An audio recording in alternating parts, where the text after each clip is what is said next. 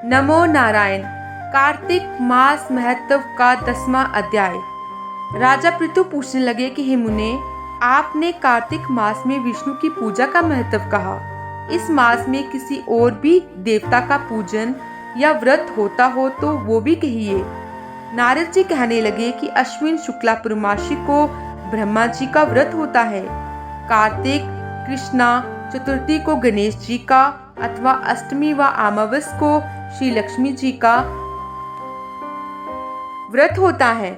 कार्तिक में जो कुमारी इस व्रत को करती है उसको सुयोग पति मिलता है। जो विवाहित स्त्री इस व्रत को करती है उसका सौभाग्य अटल रहता है। प्रातःकाल स्नान आदि से निवृत्त होकर चंदन आदि से गणेश जी का पूजन करें। सायंकाल फिर गणेश जी का पूजन करके चंद्रोदय होने पर चंद्रमा को अर्घ्य दें और फिर उत्सव मनाकर भोजन करें। स्त्री को अपने सौभाग्य के लिए इस व्रत को अवश्य करना चाहिए। नारद जी कहने लगे, हे राजा पृथु, इस व्रत का एक सुंदर इतिहास मैं तुमसे कहता हूँ, सुनो। भद्रावती नाम की एक पुरी में सुधर्मा नाम का एक राजा था।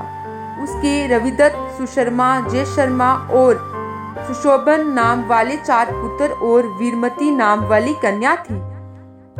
उस कन्या वीरमती का विवाह देवव्रत के साथ हो गया।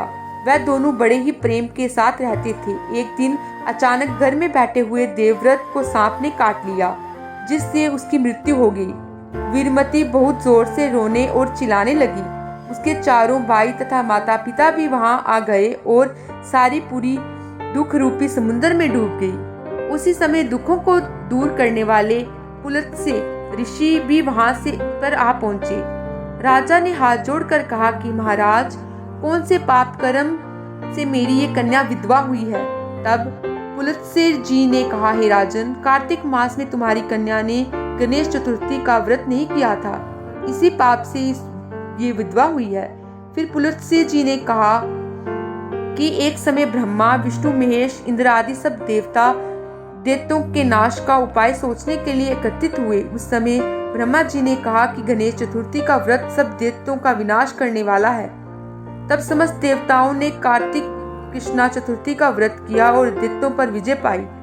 विजय प्राप्त होने के बाद सब देवताओं ने गणेश जी से कहा कि वर मांगो। तुम गणेश जी ने कहा, जो स्त्री कार्तिक कृष्णा चतुर्थी को व्रत करे उसका पति चिरंजीवी हो, जो ना करे वह स्त्री विधवा हो जाए। अंत इस व्रत को अवश्य ही सब स्त्रियों को करना चाहिए। पुलत्स्य जी ने कहने लगे, हे राजन, तुम्हारी कन्या ने इस व्रत को नहीं किया था, इसी कारण वह विधवा हुई है। यदि वह अब भी इस व्रत को करे तो उसका मृतक पति जीवित हो जाएगा। ये कहकर ऋषि तो चले गए और राजा ने अपने जमाई के मृतक शरीर को तेल में डलवा दिया। जब कार्तिक मास आया तो उसकी कन्या ने विधिवत व्रत करके उद्यापन में ब्राह्मणों को बहुत सा धन दिया, जिसके प्रभाव से उसका मृतक पति फिर जीवित हो गया।